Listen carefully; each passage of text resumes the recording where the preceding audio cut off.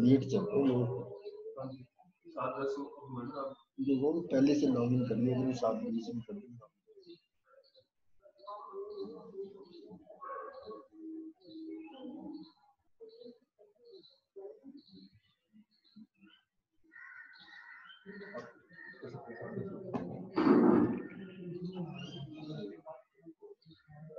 Introduction तो समय हो गया है 7:10, तो मैं अब आपको सबको गुरुदेव के साथ कनेक्ट कर रहा हूँ। आत्म कृष्णा जी के साथ 25 बोल का आगे का।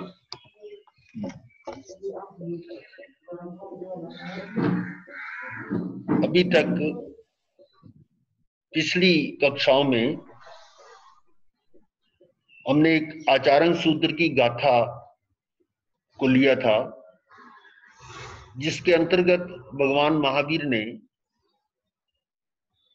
इस जीव को या हमें आत्मा के अस्तित्व का बोध कराया कि आत्मा है, और इसकी चर्चा हमने पिछले 3 कक्षाओं में की, और जिसमें प्रश्न था कि मैं अनेक जीव ये नहीं जानते कि मैं किस दिशा से आया,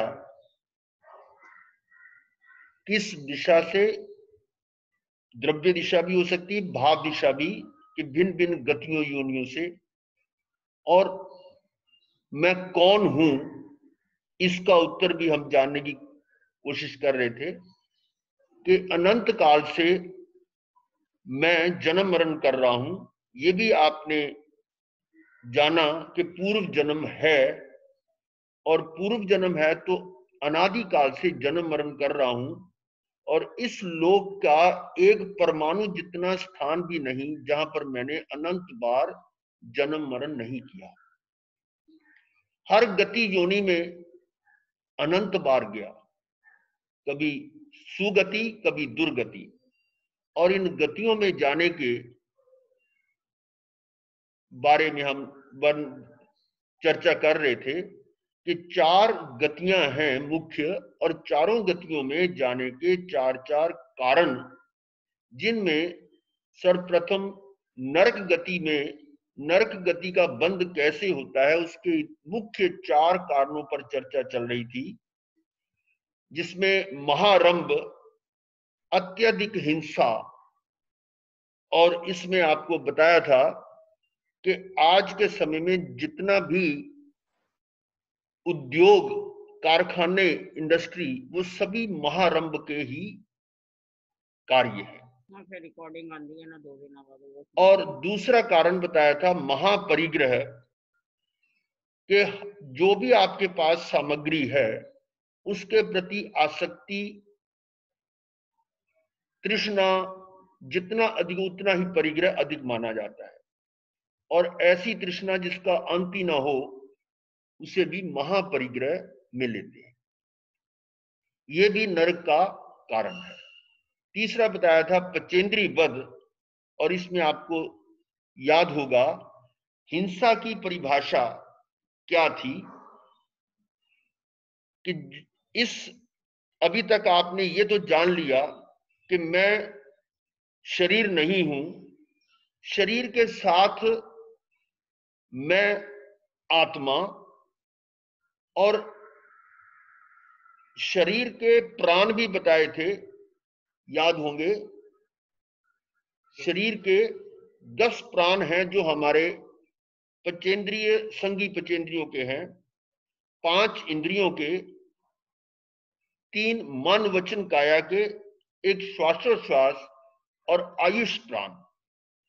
तो 10 प्राण पंचेंद्रियों के हैं जो संगी पंचेंद्रिय है,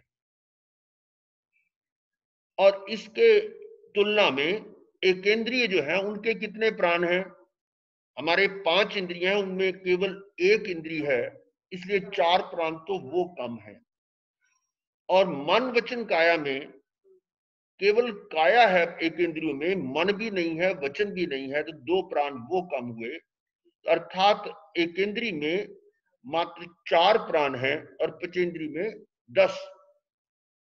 और हिंसा की परिभाषा या हिंसा का जो आगमों में वर्णन आता है वो प्राणातिपात, यानी प्राणों का अतिपात करना हिंसा है।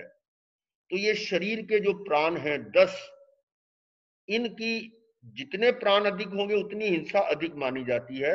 इस दृष्टि से पंचेंद्रिय वध को नरक का कारण बताया। यहां पर एक प्रश्न हो सकता है कि हम दो हैं, शरीर और आत्मा, आत्मा कहो या जीव कहो, तो क्या आत्मा के भी प्राण हैं? जब शरीर के प्राण हैं, द्रव्य प्राण, तो आत्मा के भी प्राण हैं। मालूम होगा कौन कौन से प्राण हैं? जो मेरा गुण है, स्वभाव है आत्मा का, और उसी को प्राण कहा, वो है 4: अनंत ज्ञान, अनंत दर्शन, अनंत सुख, अनंत वीर्य। अब ज्ञान क्या है? जानना, ये तो जीव का गुण है। जीव ज्ञान स्वरूपी है और ज्ञान जीव स्वरूपी है, अर्थात ज्ञान तो हर जीव में है, जानने की क्षमता सब में है। लेकिन जानना भिन्न प्रकार का हो सकता है। यदि आप स्वयं को तो जानते नहीं और दूसरे को अपना जान रहे हो, तो ये जानना अज्ञान है। इसी के विलोम यदि स्वयं को जान रहे हैं, पर को जानने की आवश्यकता ही नहीं है, अगर दूसरे को जान भी रहे हैं तो दूसरे को दूसरा यानी पर को पराया जाने, स्व को स्व जाने और पर को पर जाने, ये ज्ञान है। और जब मैं स्वयं को नहीं जानता और पराये को अपना जान रहा हूं, तो उस समय वो अज्ञान में जाता हूं, तो मेरा ज्ञान गुण क्षतिग्रस्त होता है, ज्ञान गुण की हानि होती है। वो मेरे अपने प्राण की हिंसा हुई। आत्मा का प्राण ज्ञान है और ज्ञान गुण की हानि होना वो हिंसा। इसी प्रकार से दर्शन गुण, अपने आप का अनुभव करना, अपने आप को देखना, ये मेरा गुण है। और जब मैं अज्ञानता में जाकर स्वयं को तो देखता नहीं और पर को अपने रूप देखता हूं, तो मेरा दर्शन गुण क्षतिग्रस्त हुआ। ये उस दर्शन प्राण की हिंसा हुई। इसी प्रकार से सुख मेरा अपना प्राण, अपना गुण है, वो सुख आत्मा का है और मैं अज्ञानता के कारण सुख ढूंढ रहा हूं, पर में, शरीर में, इंद्रियों में, धन में, परिवार में, और ये सुख बाहर ढूंढ रहा हूं और अपना सुख मैं अनुभव ही नहीं कर रहा। ये मोहनीय कर्म है जिसके कारण मेरा सुख गुण क्षतिग्रस्त हो रहा है। इसी प्रकार से वीर्य शक्ति, अनंत शक्ति आत्मा में है और उस शक्ति का प्रयोग मैं स्वयं ना करके पर में, शरीर में, इंद्रियों में, सांसारिक सुखों में उसका उपयोग कर रहा हूं, तो वो मेरा अंतराय है। यानी वो मेरी अपनी ही वस्तु मुझे अपने ही प्रयोग में नहीं आ रही, इसको कहते हैं अंतराय।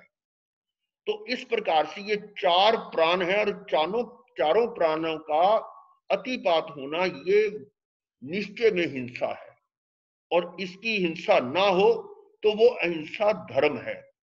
इस पर फिर चर्चा करेंगे जब ये विषय आएगा। लेकिन अभी हम ये नरक बंध के 4 कारणों का जो वर्णन कर रहे थे, उसमें ये पंचेंद्रिय वध के बाद मांसाहार है, जिसमें मांस, अंडे, शराब आदि यानी 7 कुव्यसन, शिकार, मांस, शराब, जुआ, चोरी, परस्त्री गमन, वेश्यागमन, ये 7 कुव्यसन जो नरक में ले जाने वाले हैं। तो इनका परिणाम क्या होता है और नरक कहां है, इसका भी कुछ आपको यहां अभी अंशुल जी एक छोटी सी वीडियो दिखाएंगे। उसमें जानेंगे कि हम जहां पर बैठे हुए हैं इस पृथ्वी पर, जो रत्नपुरा पृथ्वी है, इसका व्यास डायामीटर 1 राज्य है और इसके 1000 योजन योजन जो है वो लगभग 13 किलोमीटर का होता है। इतना नीचे जाने के बाद एक प्रतर पाथड़ा या एक लेंटर टाइप है जो 3000 योजन मोटा है और उसमें 1000 योजन ऊपर 1000 योजन नीचे ठोस है और बीच में खाली, वो एक तरह की फ्लोर एक राज्य की।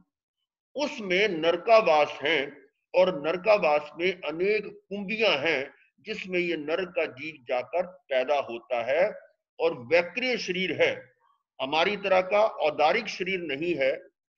औदारिक शरीर में कटने के बाद जुड़ने का कार्य नहीं है, लेकिन वैक्रिय शरीर अगर कट जाता है फिर जुड़ जाता है, चूरा चूरा हो जाए तब भी जलने पर भी वो मरता नहीं है। ये वैक्रिय शरीर का नरक गति और ऐसे ही देव गति में वैक्रिय शरीर मिलता है, वो भिन्न है हमारे औदारिक शरीर से। और इसका भी कारण है कि वो नरक का जीव पैदा होते ही उस कुंभी में बाहर निकलने की कोशिश करता है, लेकिन मुंह तंग होता है, निकल नहीं पाता, रोता चिल्लाता है। तो ये परमाधामी देव उसको काट काट कर टुकड़े टुकड़े करके बाहर निकालते हैं और रोता चिल्लाता है। तो इसका थोड़ा सा जो वर्णन वो आप इस वीडियो में देखिए।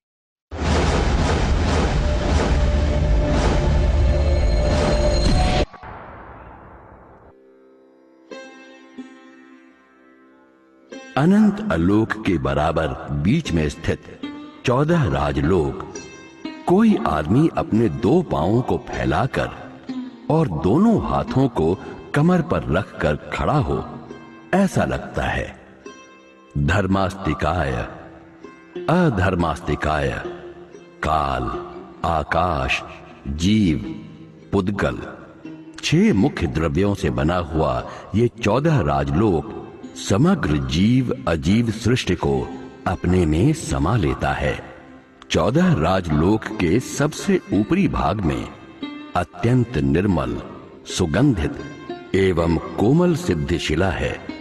ये सिद्धिशिला 45 लाख योजन विस्तार वाली है, जिसके ऊपर सिद्ध सुख का अनुभव करने वाले अनंत सिद्ध भगवंत रहते हैं और यहां अनंत ज्ञान, अनंत शक्ति और अनंत सुख का आस्वादन करते हैं।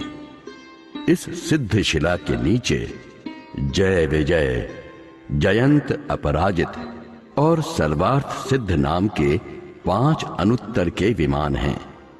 एक से लेकर ज्यादा से ज्यादा 7-8 भव में ही जो मोक्ष में जाने वाले होते हैं, वैसे जीवों का यहां जन्म होता है। यहां के देवों का आयुष्य 33 सागरोपम का है। उन्हें 33,000 साल के बाद ही भूख लगती है। इसके नीचे 9 प्रतर से होकर 318 ग्रैवेयक के विमान हैं। पूर्व भव में चारित्र का स्वीकार करने वाले ही यहां जन्म ले सकते हैं। उसके नीचे सौधर्म से लेकर अच्युत तक के 12 देवलोक हैं। विमान में रहने वाले ये सभी देव वैमानिक देव के नाम से जाने जाते हैं। इन 12 देवलोक में हमारे जैसे ही राजा, सेनापति, मंत्री, प्रजा आदि का व्यवहार होता है। अनुत्तर से लेकर ये सभी मिलकर 84,97,023 विमान में वैमानिक देव दैवी सुख का आस्वादन करते हैं। इन सभी विमानों में एक एक शाश्वत मंदिर हैं, जिनमें वृषभ, चंद्रानन, वारिशीण और वर्धमान नामक परमात्मा के शाश्वत जिन बिंब हैं।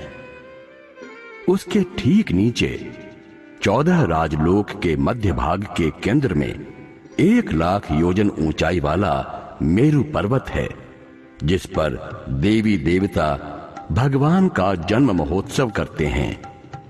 मेरु पर्वत के चारों ओर क्रमशः 2 गुने माप वाले द्वीप समुद्र हैं।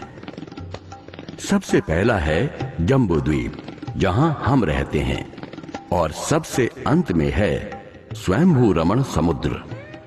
इस मध्य लोक में मनुष्य, पशु पक्षी आदि जीव सृष्टि और सूर्य चंद्रादि ज्योतिष देवों के विमान हैं।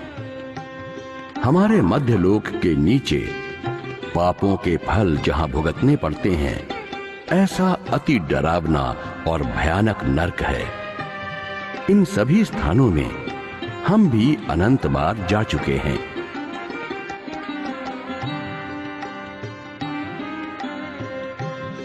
लोक के मध्य भाग से अंतिम भाग तक 7 नरक हैं।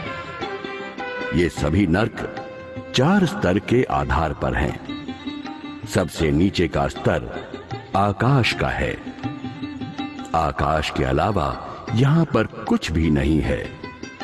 उसके ऊपर पतले वायु अर्थात तन्वात नाम का स्तर है। उसके ऊपर घट वायु यानी घनवात और उसके ऊपर घट्ट पानी यानी घृत के जैसा कठिन पानी का स्तर है, जिसे घनोदधि कहा जाता है। इन तीनों का आकार दूज के चंद्र के समान होता है।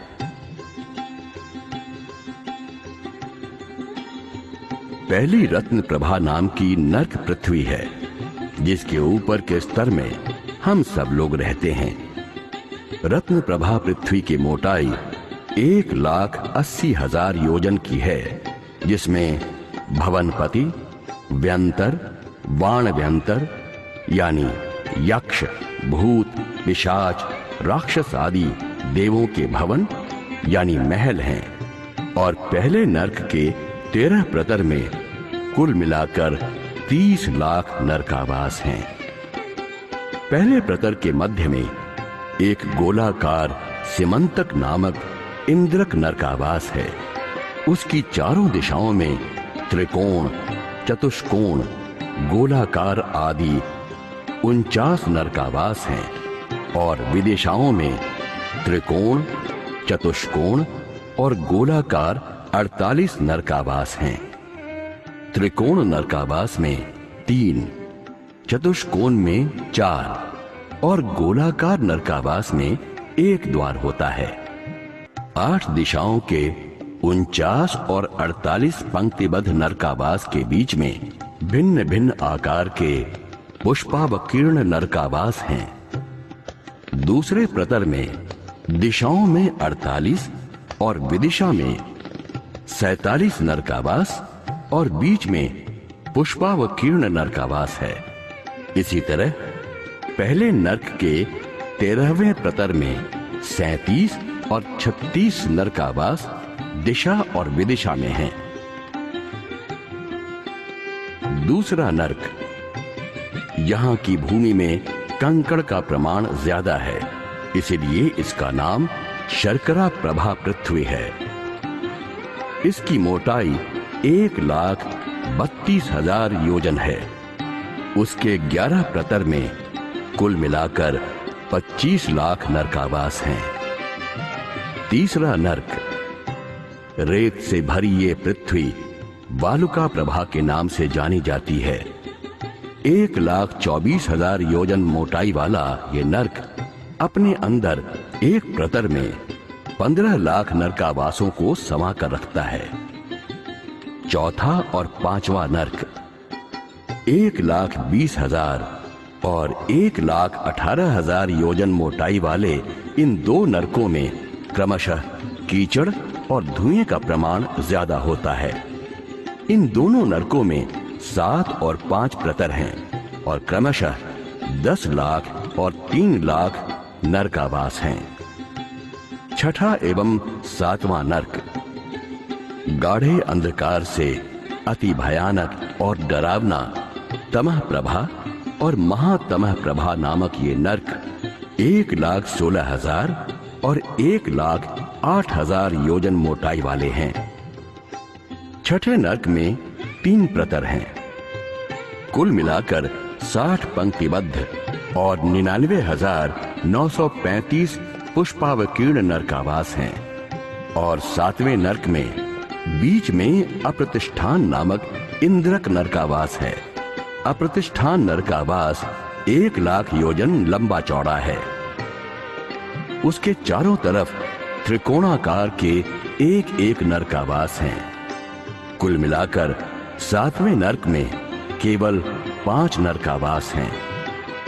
इस तरह 7 नरक के 49 प्रतर में त्रिकोण, चतुष्कोण, गोलाकार और पुष्पावकीर्ण नरकावास मिलकर कुल 84 लाख नरकावास हैं, जहां नरक के जीवों का जन्म होता है और उनका पूरा जीवन अत्यंत पीड़ा और कष्ट में व्यतीत होता है। ये सभी नरकावास 3000 योजन ऊंचाई वाले हैं। 7 नरकों में उत्पन्न होने वाले जीवों का जघन्य आयुष्य 10,000 साल और उत्कृष्ट आयुष्य 33 सागरोपम का है। शास्त्रीय परिभाषा में असंख्य सालों के समूह को सागरोपम कहते हैं। इतने काल तक इसमें आने वाले जीव प्रतिपल मौत से भी बदतर वेदना सहते हैं। 7 नरकों की दीवारें वज्र की बनी हुई हैं। इन दीवारों में ही अंदर बड़ी वज्र की कुंभी होती है, जिसका पेट बड़ा और मुंह छोटा होता है। इसी के अंदर नरक के जीव का जन्म होता है। शरीर बड़ा और कुंभी छोटी होने से अंदर का जीव चिल्लाता है।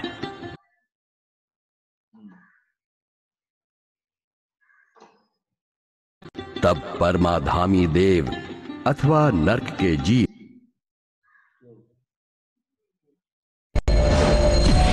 80,000 योजन की है। 47 नरकावास और बीच में और धुएं का प्रमाण ज्यादा होते हैं। कुल मिलाकर 7वें नरक में केवल 5 नरकावास अत्यंत पीड़ा और कष्ट में व्यतीत होता है। ये सभी नरकावास 3000 योजन ऊंचाई वाले हैं। 7 नरकों में उत्पन्न होने वाले जीवों का जघन्य आयुष्य 10,000 साल और उत्कृष्ट आयुष्य 33 सागरोपम का है। शास्त्रीय परिभाषा में असंख्य सालों के समूह को सागरोपम कहते हैं। इतने काल तक इसमें आने वाले जीव प्रतिपल मौत से भी बदतर वेदना सहते हैं। 7 नरकों की दीवारें वज्र की बनी हुई हैं। इन दीवारों में ही अंदर बड़ी वज्र की कुंभी होती है, जिसका पेट बड़ा और मुंह छोटा होता है। इसी के अंदर नरक के जीव का जन्म होता है। शरीर बड़ा और कुंभी छोटी होने से अंदर का जीव चिल्लाता है। तब परमाधामी देव अथवा नरक के जीव उसके शरीर के सैकड़ों टुकड़े करके एक एक टुकड़े को बाहर निकालते हैं। सभी जीवों के शरीर पारे जैसे होते हैं। कटने के बाद वे फिर से जुड़ जाते हैं। शरीर के कटने से उन्हें मृत्यु जैसी वेदना होती है, लेकिन मौत नहीं आती।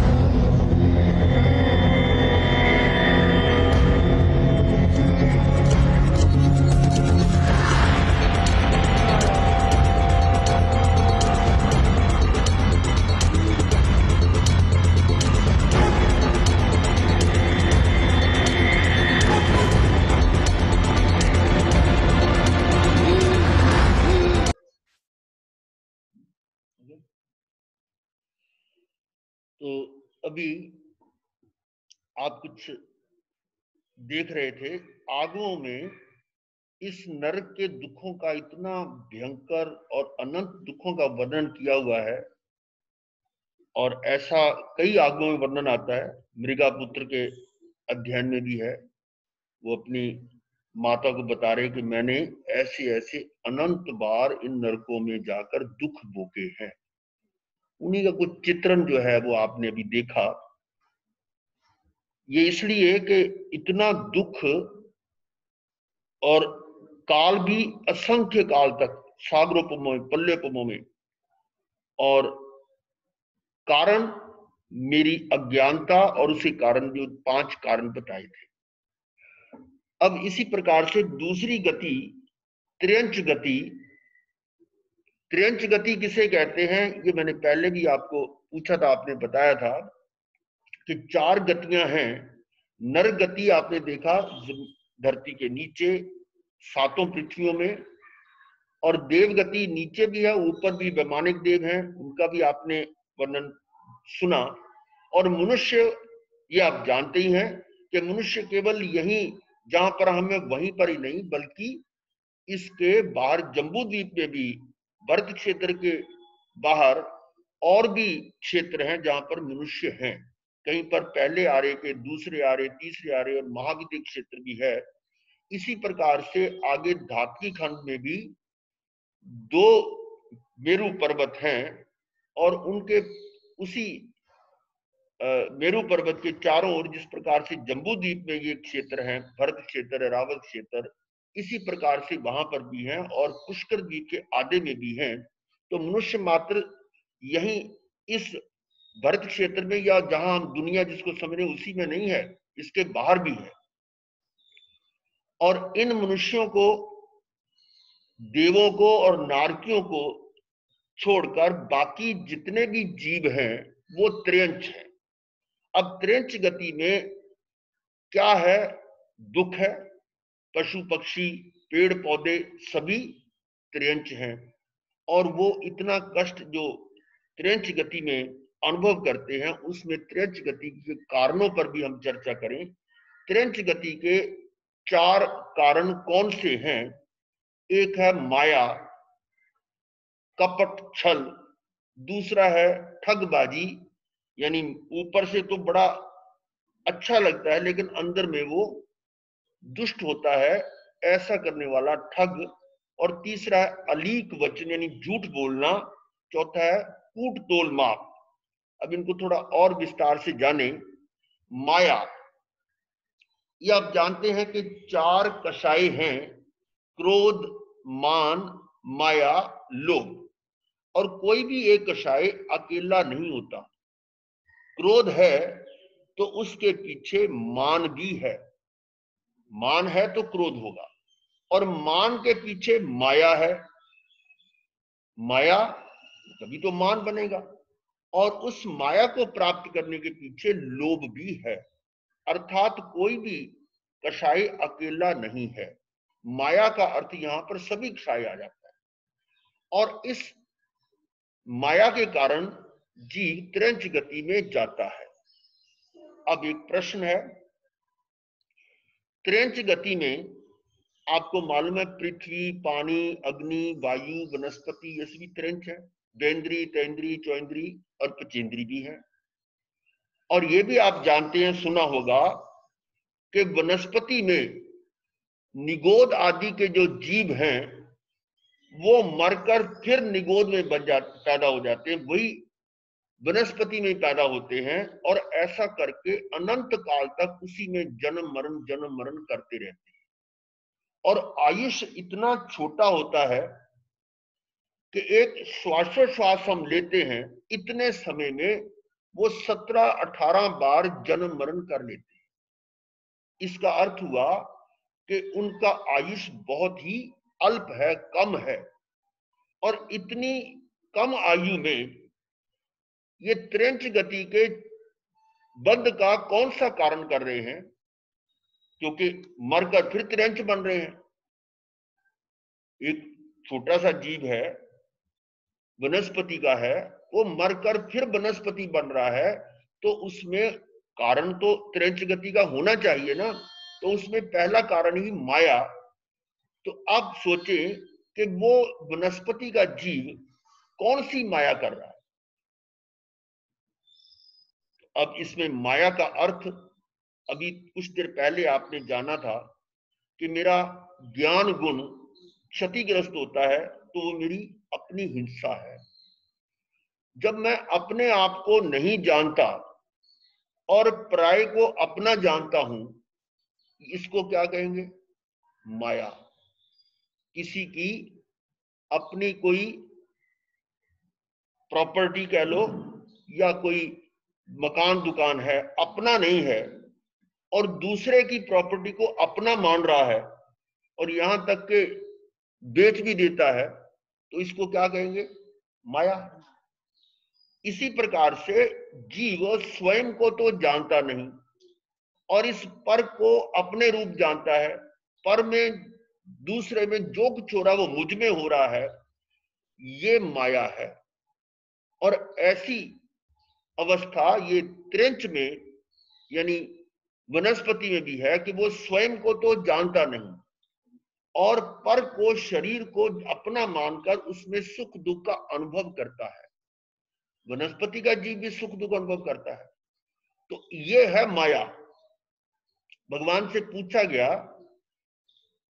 कि ये जो त्रेंच या वनस्पति आदि के जीव हैं, ये अनंतानुबंधी कषाय कर रहे हैं। उन्होंने कहा हाँ, अनंतानुबंधी कषाय हो रहा है, यानी कांक्षा मोहनी का वेदन, उनका बंद भी हो रहा है। वो इसी दृष्टि से कि जो जीव स्वयं को तो जानता नहीं और पराये को अपना मानता है, अपना जानता है, ये माया है। और इसी के कारण वो बार बार त्रेंच गति में पैदा होता है। और अब आप देखें कि पृथ्वी, पानी, अग्नि, वायु, वनस्पति, ये सारे अज्ञानी हैं, अपने आप के बारे में जानते ही नहीं है। तो कारण स्पष्ट है। फिर इसी प्रकार से बेंद्री, तेंद्री, चौरिंद्री तक स्वयं को नहीं जानते, इसलिए वो भी अनंतानुबंधी कषाय या अनंतानुबंधी बंद हो रहा है। तो केंद्रीय बनने पर भी यदि मन नहीं मिला, कान तो मिले, सुनकर ज्ञान हो सकता है, लेकिन मनन नहीं हो रहा, तो भी वो नहीं जान सकता अपने आप को। चौरिंद्री तक तो संभव ही नहीं है कि कान नहीं मिले, और पचेंद्री भी असंगी भी नहीं जान पाता।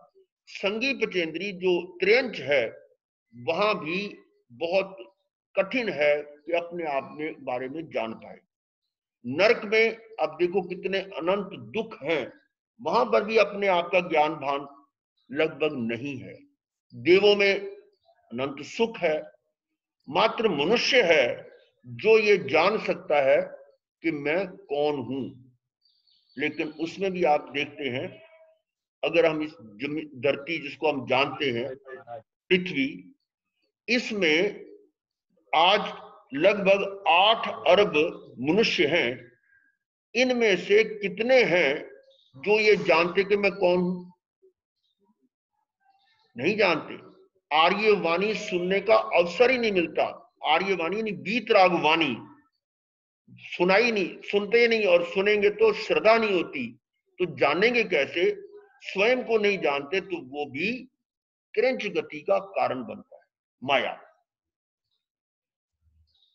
और इस प्रकार से ये एक अनादिकाल से जो मैं इसी अनंतानुबंधी कषाय में या कांक्षा मोहनी का वेदन कर रहा हूं या बंद कर रहा हूं, उसी कारण ये बार बार अनंतानुबंधी का बंद होता है। अनंतानुबंधी कषाय का अर्थ ही यही है कि अपने आप का ना जानना, वो अनंतानुबंधी कषाय है। अपने आत्मा को तो देखता नहीं और प्राय को अपने रूप देखता है, यही माया, यही अनंतानुबंधी कषाय है। और दूसरा कारण ठगबाजी, ये तो सरल आप समझ सकते हैं। और तीसरा अलीक वचन, झूठ बोलना।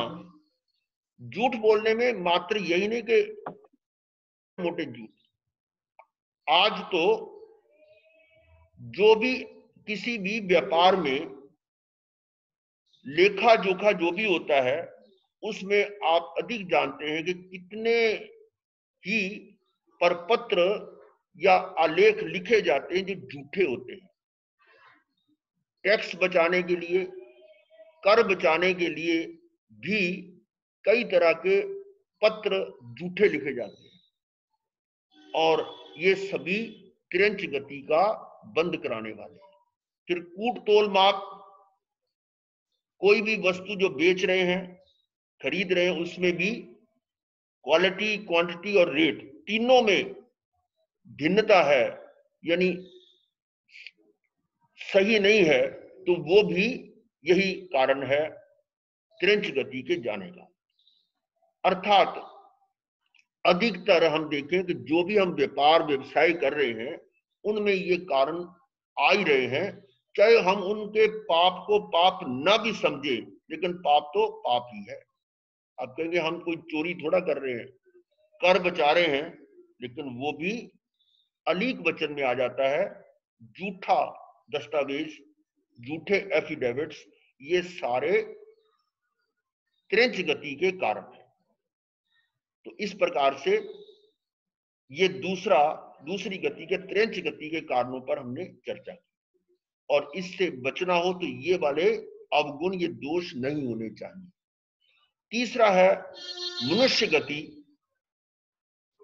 मनुष्य गति में भी जाने के 4 कारण हैं। उसमें से पहला है भद्रता, सरलता, यानी विनयवान, सहनशील, ये गुण हैं। और एक है अनुकंपा, के जीवों पर करुणा, दया और ईर्ष्या रहित स्वभाव, ये गुण हैं जिससे मनुष्य गति का बंध होता है। और इसका अर्थ ये भी है कि अब आप मनुष्य हैं तो पूर्व जन्म में या पूर्व में ये गुण आप में अधिक थे, और अभी अगर आप चाहें कि हमें अगला जन्म मनुष्य का मिले, तो अपने आप सोचें कि क्या ये गुण मुझ में हैं या नहीं। कोई भी गति में से मनुष्य बना जा सकता है, लेकिन ये गुण होने चाहिए। एक छोटा, ये जैसे विनयशील या सहनशीलता का उदाहरण आप जानते हैं कि वनस्पति, पेड़ पौधे, ये तो एक इंद्रिय है, बाकी इंद्रियां तो है नहीं, और सुख दुख का जो अनुभव करते हैं, उस कष्ट को भी सहन करते हैं, और ये सहन करने से कुछ थोड़े थोड़े पुण्य इकट्ठे होते हैं, और उन पुण्यों के इतने अधिक इकट्ठे हों तब जाकर वो अगली गति का बंध होता है, और अनंत काल बीत जाता है ऐसे ऐसे पुण्यों का इकट्ठा करने में, और इतना हो कि अगली गति में संभव हो सके। और इसमें अगर विनयशीलता या सहनशीलता अत्यधिक है तो वनस्पति से सीधा मनुष्य भी बन सकता है। एक केले का पेड़, साथ में कांटे वाली झाड़ियां, और कांटों से पत्ते छिद रहे हैं, भिद रहे हैं, और वो सहन कर रहे हैं, पुण्य इकट्ठा हो रहा है। और आप जानते हैं कि वो केले का पेड़ मनुष्य बना, मरुदेवी माता, और उसी भाव में मुक्त। अर्थात यहां पर एक और भी कईयों में ये शंका है कि जो जीव मरता है उसी योनि में दोबारा पैदा, मनुष्य मरकर मनुष्य बनता है और पशु मरकर पशु बनता है, या त्रेंच वाला त्रेंच बनता है, ऐसा नहीं है। कर्मों के अनुसार जो जो कारण होते हैं उनके अनुसार वो गतियों में जाता है। और कोई, अभी आपको पहले भी ये बताया गया था कि अनंत काल से मैं हर गति योनि में अनंत बार जन्म मरण कर चुका हूं। और उसी संदर्भ में आपने ये देखा, ऐसे त्रेंच में एक हाथी के भाव में, और जंगल में आग लगती है तो उसको अनुभव हो जाता है कि इससे बचना कैसे है। तो आगे की सुरक्षा के देखते हुए उसने क्षेत्र को साफ किया ताकि अग्नि से बच जाए। और ऐसे ही अग्नि दावानल वन में आग लगी और सारे जो जानवर पशु वो सारे उस क्षेत्र में आकर इकट्ठे हो गए। हाथी तो वहां था ही, और ऐसा हुआ संयोग से कि हाथी ने अपना एक पांव ऊपर उठाया खुजाने के लिए और नीचे रखने लगा। इतनी देर में उसी जगह पर एक खरगोश आ गया।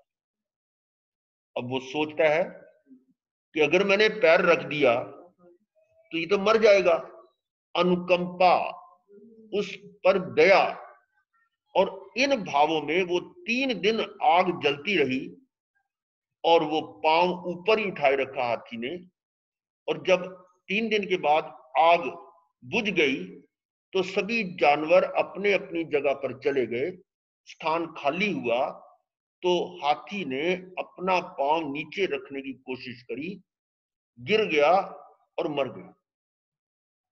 अब इस सहनशीलता और दया अनुकंपा का फल क्या मिला? महाराजा श्रेणिक का पुत्र राजकुमार मेघ कुमार हुआ। ये आप जानते हैं।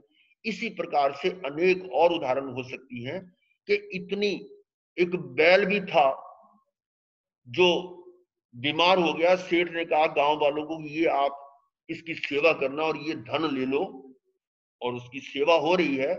लेकिन कुछ देर के बाद गांव वालों ने सेवा बंद कर दी और पैसा ले लिया, और वो बैल बहुत दुखी हुआ, कष्ट सहता रहा। सहनशीलता का इतना फल मिला, पुण्य इतने इकट्ठे हुए कि वो देव बना।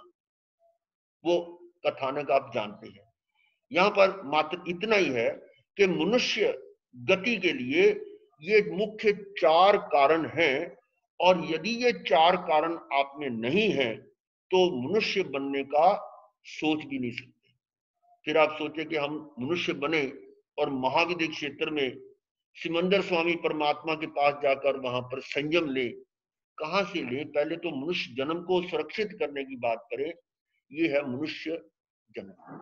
अब इसके बाद देवगति, जिसमें भी 4 कारण है, और उसको जानने से पहले मैं एक स्थानक सूत्र के 3रे अध्याय की एक गाथा, जिसमें कुछ प्रश्न उत्तर आते हैं। पहला ही प्रश्न है, भगवान से पूछा गया, तथा रूप यानी जैसा है, श्रमण महान की पर्युपासना करने का क्या फल है?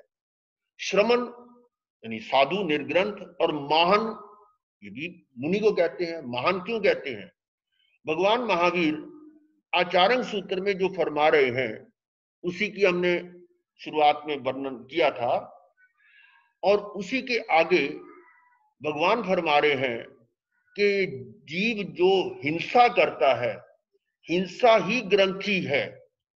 ग्रंथि, ग्रंथि मतलब गांठ, गांठ का मतलब गठड़ी, जिसमें सामान इकट्ठा करके बांध कर ले जाया जाता है, वो गठड़ी।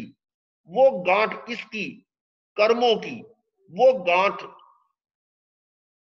किसके कारण? हिंसा के कारण। हिंसा कारण कर्मों की गांठ। हिंसा ही मोह है, और मोह मृत्यु, नरक और दुख। और ऐसा जानकर भगवान महावीर फरमा रहे हैं कि जन्म मरण ही दुख है, और उसमें मूल कारण हिंसा है। इसलिए उन्होंने एक ही शब्द बोला, माहनो, के हिंसा मत करो, ऐसा उन्होंने उपदेश दिया। इसी कारण को महान भी कहा जाने लगा, महामहान। तो इस प्रश्न है कि ऐसे श्रमण महान की पर्युपासना, उपासना या वंदना आदि करने से किस फल की प्राप्ति होती है? तो उसका उत्तर आया कि इस पर्युपासना से धर्म श्रवण की प्राप्ति होती। धर्म श्रवण, श्रवण यानी सुनना। सुनना तो आप जब जब भी हमें श्रोतेंद्री मिली, सुना, और उस सुनने से इस सुनने में अंतर है। वो सुनना जिससे हमें ज्ञान की प्राप्ति हो, वो श्रवण है। तो इसीलिए आ गया कि श्रवण का फल क्या है? श्रवण का फल है ज्ञान की प्राप्ति। और ज्ञान क्या है? ये अभी आपको बताया था कि जानना तो मेरा गुण है, लेकिन अपने आप को जानना और पराये को ना जानना ये तो ज्ञान है, और अपने आप को ना जानना और पराये को अपना जानना ये अज्ञान है। और अनादि काल से मैंने अपने आप को जाना ही नहीं। आत्मन शास्त्रा मेरे आचार्य भगवान शिव मुनि जी से कई बार सुना है, वो एक उर्दू का शायर क्या लिखता है, जिस्म और रूह का रिश्ता, जिस्म उर्दू का शब्द है, जिस्म और रूह का रिश्ता यानी शरीर और आत्मा का रिश्ता अजब रिश्ता है, अजब रिश्ता है। तमाम उम्र साथ रहे त्वारुफ ना हुआ, त्वारुफ मतलब मुलाकात, परिचय। तमाम उम्र साथ रहे मुलाकात ना हुई। ये क्या है कि जो शरीर और मैं अनादि काल से साथ साथ रह रहे हैं, लेकिन अपने बारे में कभी ज्ञान हुआ ही नहीं। ये मेरी विडंबना है। वो उस ज्ञान प्राप्ति का सोर्स क्या है, वो उसका स्रोत क्या है? वो है श्रवण। अब है ज्ञान प्राप्ति का फल क्या होगा? तो ज्ञान प्राप्ति से विज्ञान की प्राप्ति। विज्ञान मतलब विशेष ज्ञान। जब व्यक्ति अपने आप को जानता है तो दूसरों को भी जानेगा। किसी भी जगह पर, कहीं भी संस्था में आप किसी एक व्यक्ति को जानते हैं तो वहां यही पता लगे बाकी के व्यक्ति भी जानने में आएंगे। इसी प्रकार से जब अपने आप को जानता है कि मैं आत्मा, तो शरीर आदि को भी जानेगा। 6 द्रव्य की बात आपने सुनी है। 6 द्रव्य शाश्वत हैं और उनमें से मैं भी हूं, और 6 के अपने अपने गुण, अपने अपने स्वभाव हैं, मेरा भी स्वभाव है। तो ये भेद जानना विज्ञान, भेद विज्ञान है कि मुझ में और शरीर में जो भेद है, जो अंतर है, उसकी प्राप्ति। यानी इसमें दो चीजों का पता लगता है कि अपने को जानेगा तो अपने स्वभाव को जानेगा, स्वभाव, और दूसरे के स्वभाव को भी जानेगा। मेरा जो स्वभाव है वो तो उसको हम स्वभाव कहते हैं, और दूसरे के स्वभाव को हम परभाव कहते हैं, परभाव या विभाव। यानी विज्ञान में क्या हुआ? स्वभाव को जाना और परभाव को जानना, ये विज्ञान है। और यहां पर एक और प्रश्न, क्या ऐसा जानने से वो ज्ञानी हो गया? ज्ञान तो हो गया, आप कहेंगे हो गया ज्ञानी।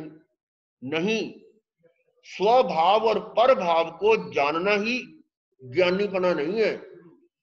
ज्ञानी वो जो स्वभाव और परभाव को जानकर परभाव से परास्त नहीं होता।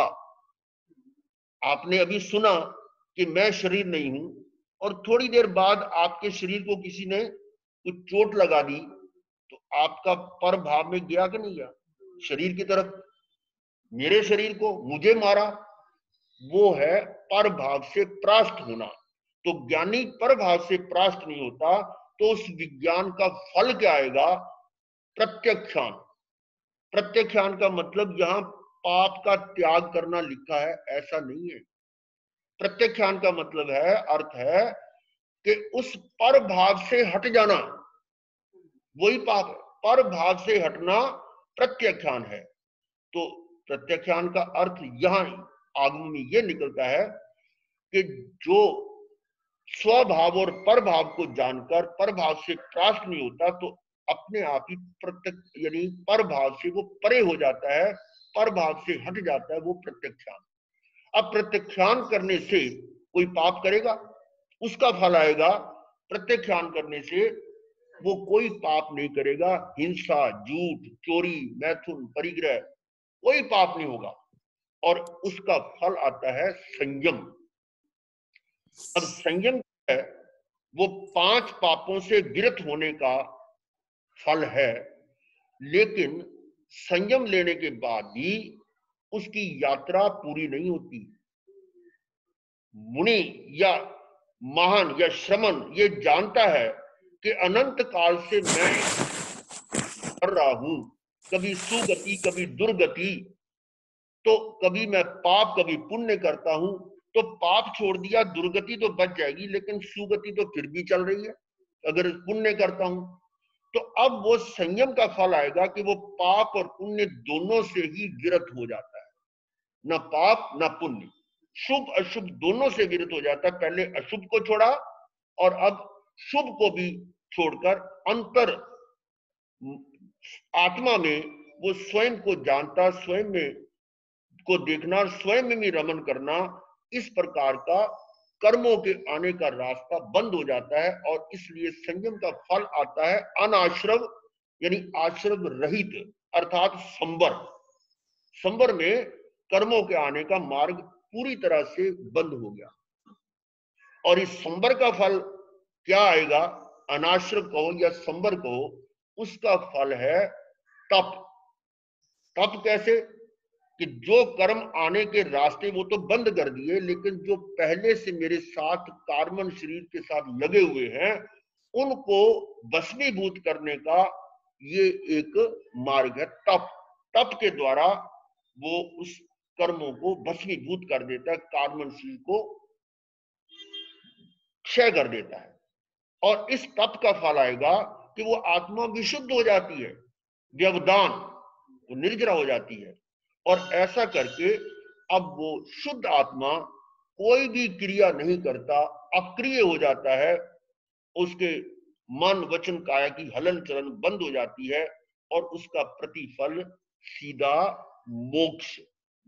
अक्रिया का फल क्या है, निर्वाण, मोक्ष। तो देखिए श्रमण महान की पर्युपासना का फल, जो ये मार्ग बताया है, जो ये रूट बताया है, उसके अनुसार ये मोक्ष की प्राप्ति है। इस पर अभी और चर्चा होगी और फिर उसके साथ हम देवगति के बंध का कारण समझेंगे। इसको आप इस पर चिंतन करें। और ये भगवती सूत्र की गाथा है, सबने नाने बिन नाने या पच्छ खाने, संजमे अनन्य तवे चे गोदाने, अक्रिय सिद्धि। पहले भी मैंने कहा था कि जो जो बातें आप सुन रहे हैं, यदि कोई शंका या कोई और जिज्ञासा है तो आप लिखकर या बोलकर अंशुल भाई से बात कर सकते हैं, ताकि अगली कक्षा में उसका समाधान हो सके। इसी के साथ ही गुरुदेव क्या कहते हैं, चत्तारी मंगलम, अरिहंता मंगलम, सिद्धा मंगलम, साहू मंगलम, केवली पनत्तो धमो मंगलम, चत्तारी लुगुत्मा, अरिहंता लुगुत्मा, सिद्धा लुगुत्मा, साहू लुगुत्मा, केवली पनत्तो धमो लुगुत्मो, चत्तारी शरणं पवज्जामि, अरिहंते शरणं पवज्जामि, सिद्धे शरणं पवज्जामि, साहू शरणं पवज्जामि, केवली पनत्तं धम्मं शरणं पवज्जामि। चार मंगलिक, चार उत्तम, चार शरणा, और न शरणा कोई जो भक्त प्राणी आदरिक शय अमर। मथे वंदना, मथे वंदना, मथे वंदना, मथे वंदना, मथे वंदना।